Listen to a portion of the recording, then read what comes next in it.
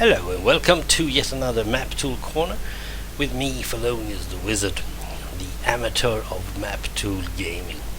MapTool is a virtual tabletop MapTool game thing for the dungeon masters, game masters out there, in order to play role-playing games through the internet. Among other things, of course, you can sit in the same room with your computer. Today I'm going to show you some frameworks from other guys within the role-playing area, but not the Dungeons and Dragons 4e, PathFinder, Shadowrun and all that, because you have plenty of those to get through. Today we start off with a D6 basic from a guy called Rumble. Now I'm going to shift to the properties, because the campaign properties are the most important thing. And here you can see the different campaign properties for just this D6 basic. Now this is probably because of the Stormtrooper and something to do with the Star Wars role-playing game. But as far as I can see, he's put everything in there and not much is shown. And this is how you start and build your own framework, or in this case you borrow this guys. Borrow Rumbles and play Star Wars with. It's rather neat. He's put everything that a token or a player, in this case, could have on his character sheet. That is placed in the token. You can also use these values, like the dexterity, strength, perception and so on, inside the macros later on. See, now is more like Star Wars. Actually, this is made by a guy called newbiedm, and he's got some help from the MapTools Forums, of course. Now let's go and check, because you can see already from here that he's got a different framework. Okay, he's got dexterity, but he hasn't got strength as number 2. He's got knowledge. Strength is later on, and he's got some other things down there. Let's check out this little campaign. Well, here you can have them again. You can see them, name, and they have a default after the colon that says none. Default for current state is healthy. The states they have is dead, stunned, wounded, incapacitated and mortally wounded. We have species, none. That's his default. Now we know for a fact that that guy out there is a human, right? And then we have species, dexterity and all that also set to 0. That is their starting position. Now let's look at the campaign properties for the starship. As you can see, these are a bit different. Current state, healthy, craft, type, scale, hyperdrive, space, hull, shields. All are set to none, and you can always check these ones out later on. Role-playing game systems. This is for the D20. It's the latest.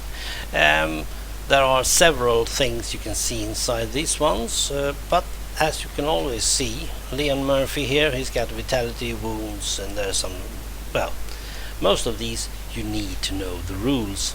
If we are looking inside this lib test, what lib is, I actually don't know. You have to ask the experts. It has something to do with library and macros and stuff. You can see that they have put all the macros that you're needing, I suppose. Here's diplomacy and stuff. For stealth, you need to know the rules. But let's say, for the sake of argument, let's say that you know the rules. You know all the rules that's needed, and you want to use this framework made by Darkhunter to play Star Wars D20 online. Well, what can you do? Well, you can always go and watch and look and search for different types of already pre-made maps. In this case, we have started with a map that's just 4 tokens and that's it. So you just make a new map. That map have a background map as, if you want to, and put that one, let's say, put it in some sand or stuff. And make it of course visible to players. That's always useful. Now here we have a map, and now we can take one of our tokens if we have some good space tokens. I don't, so I'll just take a beholder, put him over there, and now I can edit this one according to these Star Wars D20. He's made more or less bookkeeping. It's not role-playing, it's bookkeeping. These rules are usually that way. Now this one is perhaps a bit big. I resize it too small, and still it can't fit into the things. So you just start building up the adventure. Now remember, the games master have all the adventure's actions, all the things that will happen. He's got that printed on some piece of paper back home. He can't have the whole story written inside MapTool. Then he wouldn't be needed at all, believe me. So this is one way of doing it. Now we're going to watch 4 others just for the fun and see how they look. We are not going inside them.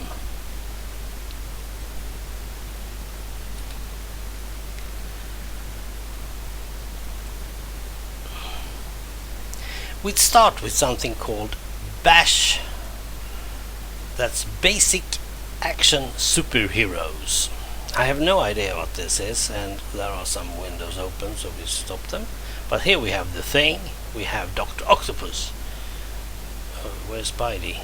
Captain America, the Human Torch, Blue Angel. You know something about these? I don't. Wolf, Lightwave, American Wonder.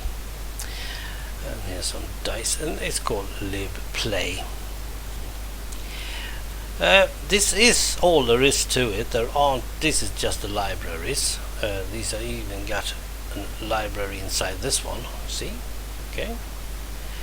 So you need to understand the library and stuff, but this is at least something to start with, and I can use this. I can use this to go inside, if I had the rules, that is. If I had the Bash rules, I could go inside each macro, each library, each expert thing they have done, and try to learn, teach. These ones got some very nice bars on top of them, I must say. I wish I could see these ones myself. But you can always change that inside the property, campaign properties. Remember, campaign properties, that is how you make your framework. And then you add the macros to fill out the rest. The game, however, the adventure you are playing inside the framework, well, that's something totally different.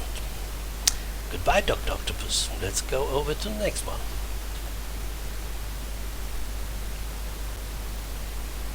Alright. Oh, by the way, Bash was made by Lindharin.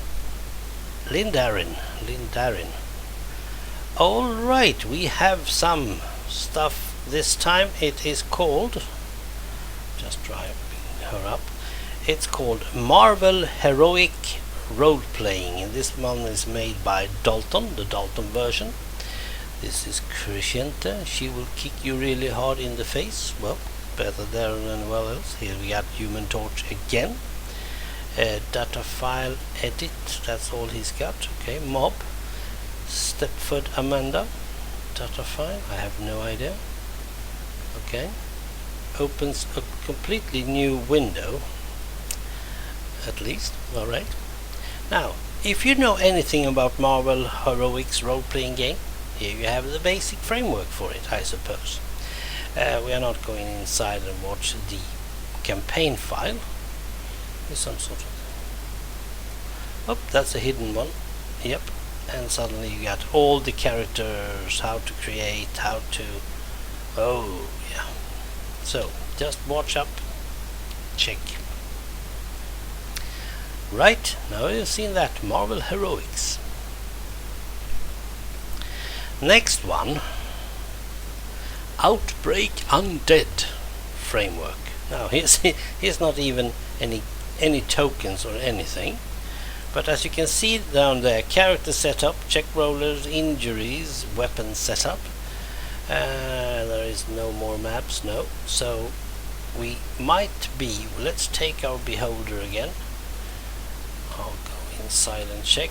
Now you can't see this, I can. The properties is health, strength, perception, empathy, will, ranged attack, melee attack, defense unmod, defense normal, bite resistance. Well, it's Outbreak Undead, so it's infection attacks 1 through to 5. So let's say we want to do a character setup for this one. Well, you can do that. You can just put whatever you want inside. Now, I don't know anything about anything called Outbreak Undead, but if I did, I would probably enjoy it, because this framework seems pretty much what you need. It's easy, it's down to my level of expertise, that is amateur. Now, if, however, Outbreak Undead is a game that actually doesn't exist, it has, well, if it's homework, it's homemade, it's a homebrew thing, then you can always use MapTools. It's easy to just get it and tell other people how to play it. Now, I haven't got the rules for this and I haven't got the rules for that, but I probably have the rules for this. This role-playing game is called Paranoia. Oh, by the way, Outbreak Undead, it was from LLA Don Zombie. This Paranoia framework is made by MidnightLightning, and you need to know the rules for Paranoia, and I do. You got the computer running the alpha complex. The alpha complex is underground complex made because of all those threats that was on top of the world, of course. Now, I don't really know if the threats actually were real or not, but you are playing it like it was. Except for that, the computer knows if what's wrong or what's right. You're playing one of 6 clones. You have 6 clones, 6 lives. And you are playing as a troubleshooter. Here's troubleshooter with his color scheme red. You have MG 7 view 7, well, you know. So this is the guy you're doing, and you are going to solve problems for the computer, like finding communists, traitors, mutants and stuff, and people in secret organizations. Now the problem is that you, the troubleshooter, you're also a communist, traitor, a mutant, and probably you're inside several different types of illegal organizations. So if your fellow troubleshooters finds that out, they will probably tell the computer that, and you will be